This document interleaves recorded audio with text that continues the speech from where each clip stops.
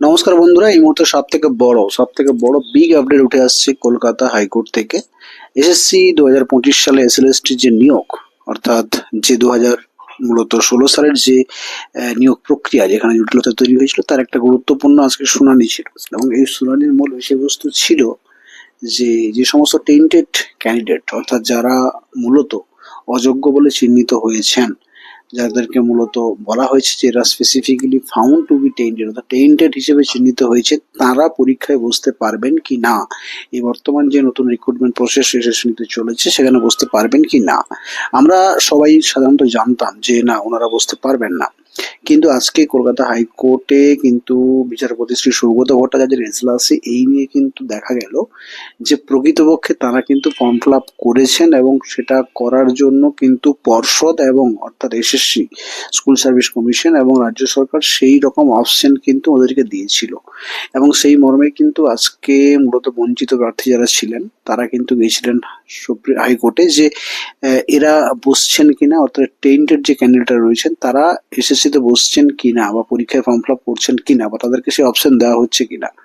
এই নিয়ে কিন্তু আজকে বিচারপতি সৌগত ভট্টাচার্যের যে এজলাসে, সেখানে কিন্তু রাজ্য সরকারের পক্ষ থেকে উকিল ছিলেন কল্যাণ বন্দ্যোপাধ্যায়, এবং মূলত এসএসসির পক্ষ থেকে উকিলরা ছিলেন। তারা স্পষ্টভাবে বলছেন যে হ্যাঁ, যারা স্পেসিফিক্যালি যে ফাউন্ডেড টেন্টেড, যারা অর্থাৎ যারা অযোগ্য বলে চিহ্নিত হয়েছেন, তাদেরকে কমিশন বসার সুযোগ করে দিয়েছে, অর্থাৎ তারা ফর্ম ফিল আপ করতে পারছেন। এমনকি তারা এক্সপিরিয়েন্সের জন্য যে নাম্বারটা, সেটাও অ্যাপ্লাই করতে পারছে তাদের টিচার আইডি নাম্বার থেকে।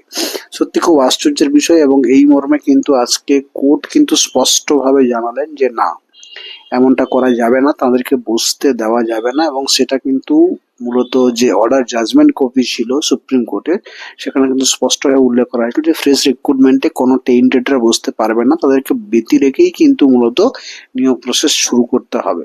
কিন্তু এখানে মূলত যিনি কমিশনের পক্ষ থেকে উকিল ছিলেন, বা কল্যাণ বন্দ্যোপাধ্যায় যিনি রাজ্য সরকারের পক্ষে উকিল ছিলেন, তারা স্পষ্টভাবে বলছেন এরকম কথা উল্লেখ করা নেই যে তারা বসতে পারবেন না। এবং তারা এও দোহাই দিয়েছেন যে তারা মূলত শুধুমাত্র বয়সের ছাড়ের ক্ষেত্রে তারা সেই এটা পাবেন না, সুবিধাটা পাচ্ছেন না, কিন্তু তারা বসতে পারবেন, এবং রাজ্য সরকার বা এসএসসি তাদের পাশে রয়েছে। এবং এখানে কিন্তু বিচারপতি সৌগত ভট্টাচার্য স্পষ্টভাবে মূলত বলেছেন যে না, তারা বসতে পারবেন না। এবং এই মর্মে তিনি কিন্তু আজকে মূলত অর্ডার দিয়েছেন যে কোনোভাবেই যেন কোনো অযোগ্য প্রার্থী যারা চিহ্নিত হয়েছেন টেন্টেড হিসেবে, তারা যাতে না বসতে পারেন। তো সুতরাং পর্ষদ বা যে রাজ্য সরকার বা এসএসসি কমিশন, তারা যে মূলত অযোগ্যদের আবার এই নিয়োগ প্রসেসের মধ্যে নিয়ে এসে একটা জটিলতা তৈরি করার চেষ্টা করছিলেন, বা টোটাল নিয়োগ প্রসেসটাকে বন্ধ করে দেওয়ার একটা চক্রান্ত এক কথায় বলা যেতে পারে করছিলেন, সেক্ষেত্রে কিন্তু বাধা পড়লো বলা যেতে পারে। তো যাই হোক, কমিশন বা এসএসসি বিভিন্নভাবে কিন্তু রাজ্য সরকার বিভিন্নভাবে কিন্তু এই নিয়োগ প্রক্রিয়াটিকে আমার মতে মূলত বানচাল করার চেষ্টা করছেন। কারণ যে মূলত নিয়োগ প্রসেসের মধ্যে উনি আসতে চাইছেন, সেই নিয়োগ প্রসেসের মধ্যে এমন কিছু কিছু ত্রুটি বিচ্যুতি বা গ্যাপ রাখছেন, যাতে কোর্টের মাধ্যমে বা আইনগতভাবে এমন জটিলতা তৈরি করছেন যাতে এই নিয়োগ প্রসেসটা বন্ধ হয়ে যায়।